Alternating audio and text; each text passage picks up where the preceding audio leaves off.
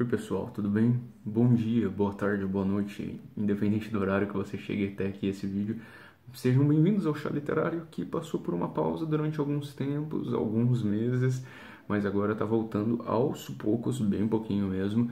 Eu acabei de reler esse livro que para mim é muito difícil e que quando eu li pela primeira vez aos 15 para os 16 anos, eu tinha pego na biblioteca da escola, eu pensei, ótimo, uma linda história de amor, que coisa bonita, eu não vejo porque tantas pessoas veem um problema nele. E dessa vez que eu fiz a releitura após 10 anos ou 13 anos depois, eu realmente vejo que tem coisas bem cabeludas por aí. Eu tô falando de Lolita, que eu li aqui pelo Kindle. Vocês não vão conseguir ter contato com a capa, eu vou tentar deixar aqui em algum lugar do vídeo, eu não sou bom para edição, mas a gente quer falar sobre ele e vamos tentar falar sobre ele. Muito mais do que o enredo que vocês já conhecem, ou das minhas impressões sobre o livro, ou sobre toda aquela questão da pedofilia e do incesto, que tem dois ótimos e maravilhosos vídeos que eu já assisti que fala sobre o assunto. Um é o da Bel, que eu vou deixar o link aqui embaixo. Eu acho que ela coloca de uma maneira espetacular o fato de Lolita estar sendo associado a algo não tão legal, o que realmente não é nada maneiro quando a gente para se pensar muito na questão da literatura e como a cultura pop veio se, vamos colocar, aproximando desse assunto e colocando como algo válido ou como algo legal, e não é mesmo. E o vídeo da Tati Feltrin também, porque ela fez algumas ligações muito interessantes com outras leituras de outras literaturas que tem esse duplo que o Nabokov veio colocando, né, no Humbert e ao mesmo tempo na Annabelle, que é a primeira personagem pelo qual o personagem do Humbert na adolescência se apaixona. E a história é mais velha do que a gente já pode saber. Mesmo quem não conhece Lolita ou só conhece pelo nome, já sabe que se trata pelo menos de algo sexual, porque é o que ficou realmente marcado, o fato de Lolita. Eu creio que Lolita tá para a literatura como Marilyn Monroe tá para o cinema. Muitas pessoas não conhecem a história de Marilyn Monroe, muitas pessoas nem ao menos conhecem Norma Jean, que é Marilyn Monroe. Só que muitas pessoas sempre vão saber quando você falar, é aquela mulher que o vestido levanta, não é? A mesma coisa acontece com Lolita. Lolita virou algo, né? Como se fosse um verbo para colocar, ou como se fosse uma situação em que essa menina se encontra. Ah, não, ela é Lolita, isso é muito Lolita, é uma roupa Lolita. Realmente tem roupas em estilo Lolita, tem histórias ao estilo Lolita, e não é uma coisa muito legal. Hollywood realmente, cara, quando eles conseguem, olha, eles conseguem mesmo, porque eles se apropriaram disso de uma maneira assim tão errada mesmo, que o último filme, creio que seja de 97, deu toda a questão verdadeira sobre isso, porque romantizaram demais, apesar de colocar a culpa do Humbert e toda aquela coisa que ele sente, mas de uma certa maneira romantizou demais a questão da Lolita, e isso não é muito legal, porque quem assiste o filme, por mais que obrigado, meu pai, muitas pessoas falam, isso é errado, isso não é legal, mas de uma certa forma dá uma romantizada que não é muito legal, entendeu? A gente tenta ver o personagem do Humbert como alguém com várias e não somente uma, vamos colocar, ou um distúrbio de personalidade, ou o que quer, da maneira que quiser, que é a psicologia, e a psicoterapia, e a psicanálise, e todas essas outras coisas que estudam a cabeça e a mente do ser humano possam colocar dele, e no final ele sempre vai ser isso, ele vai ser um pedófilo que escolheu abusar de uma criança, que escolheu realmente acabar com a vida de uma criança. Eu venho fazendo algumas pesquisas aqui e ali, e a gente sabe que pedofilia existe, sempre existiu. O que é muito não discutido, não é muito difuso, é como ficam as vítimas dessas pessoas, desses pedófilos. Se não tiver um certo, vamos colocar, tratamento em cima, uma terapia mesmo, ou pais, né, que estão ali para ajudar, vira uma bagunça e vai ficar uma coisa assim tenebrosa, e muitas vezes vai ficar parecendo que a culpa é da criança, ou que de certa maneira a criança se ofereceu, e isso é uma coisa que eu preciso muito que vocês saibam que não é verdade, realmente não é. O papel do adulto sempre foi, vai continuar sendo, de proteger aqueles que não podem judicialmente, legalmente, psicologicamente, qualquer ente no final que não possa se proteger ou ser tirado vantagem. Tudo bem? Então, a partir disso, eu quero ler uma parte desse livro lá no final, que realmente para mim é muito interessante e ao mesmo tempo muito triste. Eu tô lendo pelo Kindle, eu li pelo Kindle porque a leitura para mim fluiu, realmente, fluiu muito mais. E aqui no Kindle, nessa parte, e em todas as outras como eu marquei, ele coloca: estou pensando em Aurochs e anjos, no segredo dos pigmentos duráveis, nos sonetos proféticos, no refúgio da arte. E essa é a única imortalidade que você e eu podemos compartilhar, minha Lolita. O que acontece, né? Acontece pra mim que realmente é o que o pessoal fala. Quem lê a leitura do Nabokov, apesar de ser um tanto cascudinho o assunto, porque fala que, caramba, Nabokov quase me enganou. Porque é isso que o cara faz, ele realmente escreve de uma maneira que faz você se apaixonar. Porque ele escreve, vamos colocar aqui, não só em uma parte, mas eu vou colocar de uma maneira geral, todos os assuntos em que ele vai tratar sobre Lolita. Lolita não é uma trama, um drama, né, que se fala e vai se basear somente na pedofilia. Logicamente, é a parte central do livro. Mas o que eu achei muito interessante é essa parte em que tem as ausências na vida da criança que fazem com que outras pessoas entrem ali e tomem vantagens.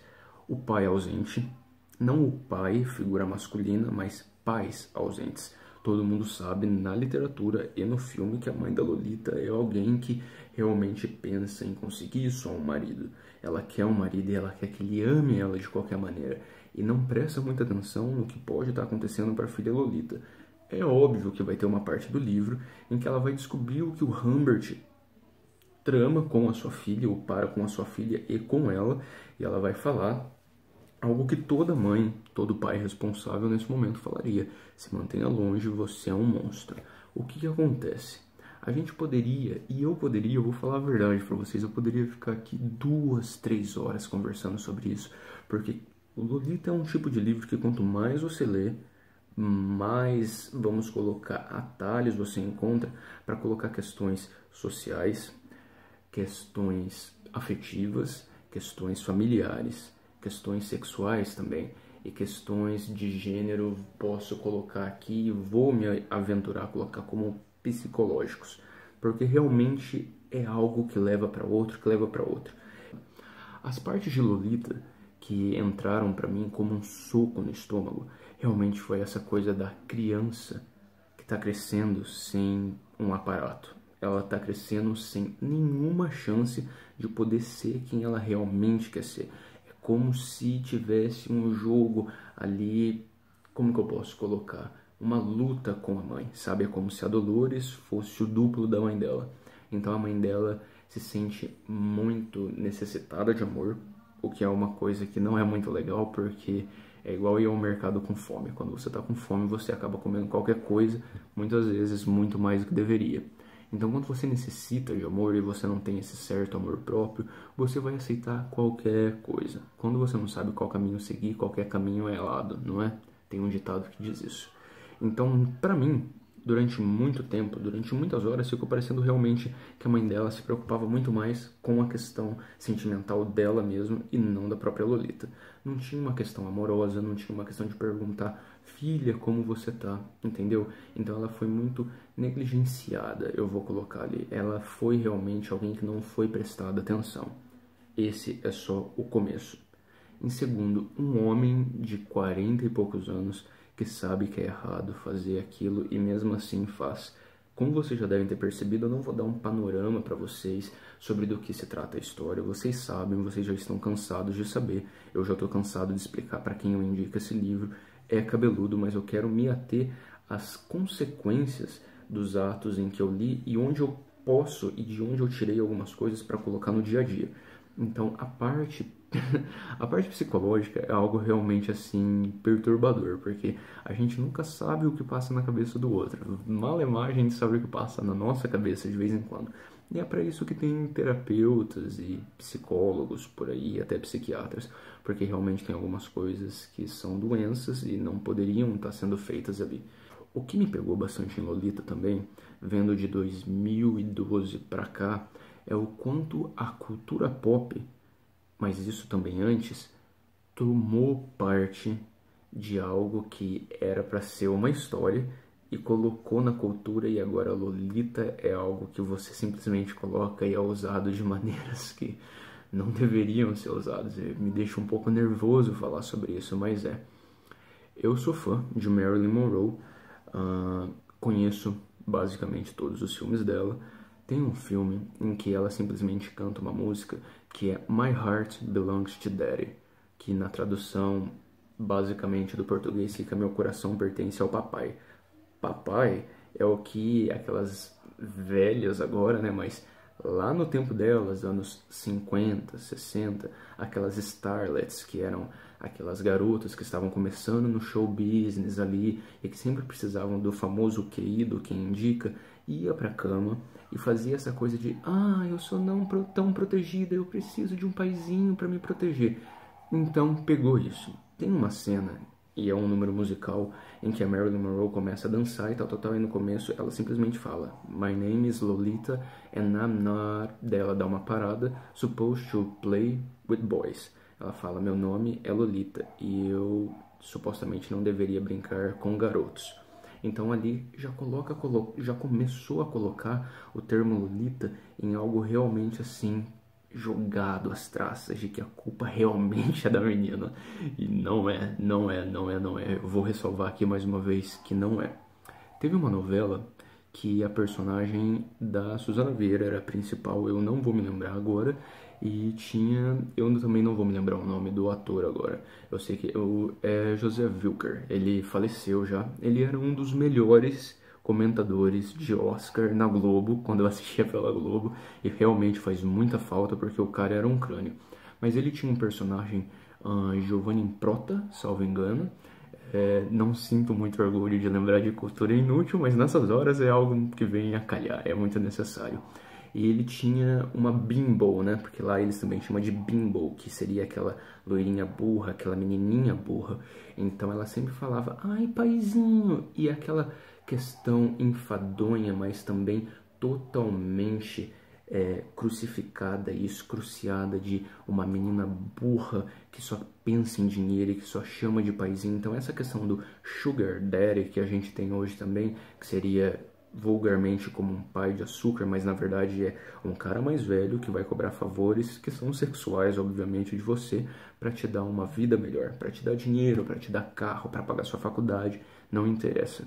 Então eu vi durante a leitura como a cultura pop, não somente lá de fora, mas aqui do Brasil também, do Brasil de uma forma um pouco menor, mas não deixa de ser isenta, como tomou conta dessa palavra Lolita e colocou num patamar em que não é visto como uma coisa ruim, mas é visto como simplesmente, é algo pop, é algo interessante, e não é pra ser. O CD de estreia da Lana Del Rey, o Born to Die, tem ao menos, e isso me deixa muito emputecido porque eu gostava e gosto ainda muito dessa coisa da Lana Del Rey falar através das palavras de dor. Eu sei o que vem a ser meio poético, assim como literatura é, mas tem uma música que é de longe a minha preferida, ou era de longe a minha preferida, e o nome é Off to the Races, que seria sairmos para as corridas. E o que acontece nessa música? Essa música, ela começa dizendo que o homem dela, que é um homem velho, é um homem mau, mas ela não liga porque ela escolheu ele e ele escolheu ela pelo coração. E ela simplesmente fala que ele não se importa dela ter um passado muito fodido e dela não ter um passado com classe, de que ele ama ela com toda a força do coração de cocaína dele. E ela coloca várias questões na música que são de uma maneira espetaculares, mas que quando eu voltei a fazer essa leitura de Lolita, eu falei, caramba, tem muita coisa errada. Porque da mesma maneira que ela coloca o Chateau Marmont, que é aquele hotel famosíssimo de Los Angeles, ela coloca muitas coisas em que calha Lolita. Vale a gente ressalvar que a Lana Del Rey é, assim, louca pelo Nabokov, tem até uma tatuagem com o nome do Nabokov, sabe? E ela mesma se intitulava como uma Lolita do gueto no começo da carreira dela. Aquela coisa de uma pobre menina e que eu preciso de um pai, sabe? Então, assim, a gente vê que tem essa questão da psicologia, tem essa questão psicológica em que, não sei, isso eu vou pedir desculpas se tem psicoterapeutas ou psicanalistas ou psicólogos aqui. Eu sou leigo nesse assunto, mas realmente vem de encontro com aquilo do eu preciso de um pai, eu preciso de um papai, a filhinha precisa do papai. Aquelas coisas um pouco doentias que às vezes saem até de imaginário e de cunho sexual, mas que quando a gente para pra ver, a gente fala, né, caramba, tá bem errado isso aí, tá bem errado isso aí, vamos parar. O filme de 97 também deu uma roupagem totalmente nova à Lolita. Foi colocada uma atriz muito mais velha, porque seria impossível, né? Inadmissível colocar uma criança de 12 anos para fazer aquelas cenas que ela faz com o cara no filme. Mas eu vi que humanizou demais até o personagem do Humbert. E o livro, diferente de tudo isso, não humaniza.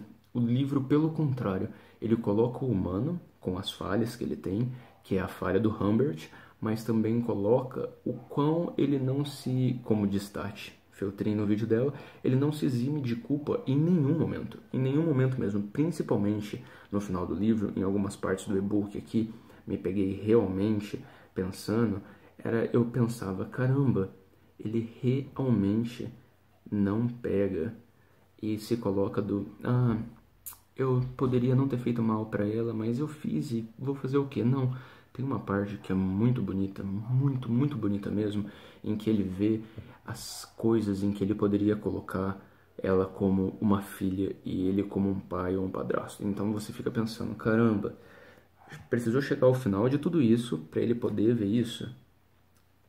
Talvez sim, sabe? Ele estava lá, já estava incriminado. Ao momento em que a gente lê o livro, nenhum dos personagens estão vivos mais, nem mesmo a criança da filha de Lolita, nem mesmo Lolita, nem mesmo Humbert, nem mesmo ninguém mais. Mas é uma história muito perturbadora e realmente vai fazer alusão, e eu vi que dessa vez vai fechando assim, ó. As pessoas têm uma relutância e uma resistência muito forte a ler Lolita porque não é como diriam no Brasil, não é um lugar para pessoas de coração fraco. Lolita realmente não é um livro para pessoas de coração fraco ou de estômago fraco também. O que acontece é que a gente tem que ver além daquilo que ele está tentando explicar. E é muito difícil a gente tentar ver dessa maneira, porque essa é a minha segunda leitura. Segunda. E mesmo assim, eu ainda deixei muitas coisas passarem. Mas o que eu gosto e o que eu quero falar é que dessa vez essa leitura me tornou mais humano. E eu acho que isso é algo muito necessário. E isso me fez ver várias outras coisas. Eu ainda tenho cenas do livro porque no filme não é retratado dessa maneira e não é exposto de nenhuma forma, nem de uma maneira assim bem sutil ou de uma maneira explícita. Simplesmente não é colocado. A parte em que Lolita tá com febre e ele simplesmente faz o que faz com ela e ainda descreve o gosto e quão quente aquilo tava. Aquilo pra mim foi... ele não fala com palavras de baixo calão, ele escreve de uma maneira em que é muito bonito a maneira da escrita, mas a escrita em si é muito nojenta, porque é uma criança que tá queimando de febre. Como eu posso colocar aí que eu lembrei na hora, as febres que Raskolnikov de Crime e Castigo de Dostoiévski tinham, que faziam ele tremer. E aquilo pra mim foi muito difícil de ler, porque eu fiquei, caramba, levasse essa menina para um médico, ou simplesmente pegasse e cuidasse dela pelo menos uma vez como um pai faria. E não. A parte da sala de aula também é uma parte que me impressiona muito e ao mesmo tempo me deixa meio desgraçado na cabeça, porque é a verdade. Eu não consigo pensar naquilo de nenhuma forma e eu não me lembrava dessa parte. A partir do momento em que eu li, a minha cabeça ficou... Meu pai, realmente muito, muito difícil.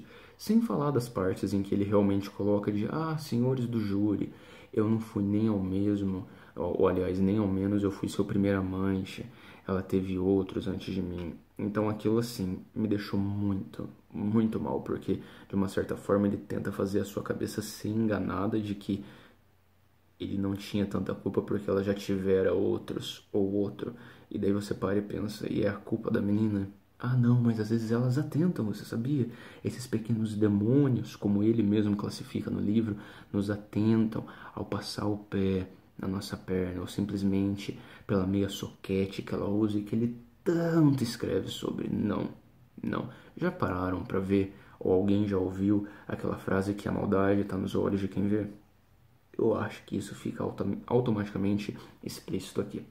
Uma parte do final que me deixou muito tocado, não por ele, mas como ele vê a Lolita pela primeira vez como criança, é a parte em que ele fala: e logo percebi que todos esses sons eram da mesma natureza, que som algum além dele subia das ruas da cidade transparente, onde as mulheres estavam em casa e os homens não. Leitor, o que eu ouvia era apenas a melodia de crianças brincando, nada mais. É tão límpido, era o ar que, em meio ao vapor daquelas vozes combinadas, majestosas e mínimas, remotas e magicamente próximas, reveladoras e divinamente enigmáticas, podia-se ouvir de tempos em tempos, como que desprendido, um jorro quase articulado de riso animado, ou a pancada de um bastão na bola, ou o estrépito contido de um carrinho de brinquedo. Mas na verdade tudo estava longe demais para que o olho conseguisse distinguir qualquer movimento nas suas escadas de leve no solo. Fiquei ouvindo aquela vibração musical da minha encosta distante, esses relances de exclamações isoladas com uma espécie de murmúrio contido a lhe servir de fundo. E então percebi que a coisa desesperadamente dolorosa não era Lolita ausente do meu lado, mas a voz dela ausente de toda aquela harmonia. Eu acho que pela primeira vez, e você vê como que é, ele só podia ter falado que, eu estava ali num lugar, ouvi vozes de crianças e as mulheres em casa e alguns pais não, e as crianças estavam ali brincando e, nossa, podia ser a voz da Lolita. É basicamente isso que ele fala, mas ele coloca de uma forma tão poética, e eu acho que é isso. A literatura e a escrita em si, às vezes eu acho que para ser bom tem que ser ruim. Como assim? Para fazer sentido tem que doer muito. Você só consegue aprender certas coisas através da dor. Ele colocou essa frase, né, essa parte de uma maneira tão linda que para mim ficou, pela primeira vez ele se deu conta de que Lolita era uma criança. Fora quando vai visitar ela na casa dela e ela se refere a ele como pai. Eu juro para vocês, é porque agora vocês não vão conseguir ver, mas me arrepiou quando ela trata ele como papai. E você vê que ela, por algum momento, talvez queria ser realmente só essa criança que a própria mãe não permitiu. E essa criança que o próprio padrasto não permitiu. E essa criança que esse abusador não permitiu. Mas naquele momento, ela não podia amar ele da maneira que ele queria. E nesse momento, ela conseguiu de alguma forma se recuperar daquilo, mas ainda assim o via como um pai. E eu acho que nada mais é tão doloroso do que você ver alguém bem quando essa pessoa te fez mal. Então fica aqui, eu já deixei passar muitas coisas, o vídeo ficou bem comprido, eu peço desculpas, deixem comentários aqui embaixo, talvez numa outra releitura a gente venha falar mais sobre, tudo bem? Mas mais uma vez obrigado e sejam bem-vindos de volta. A gente se vê numa próxima, tchau, tchau.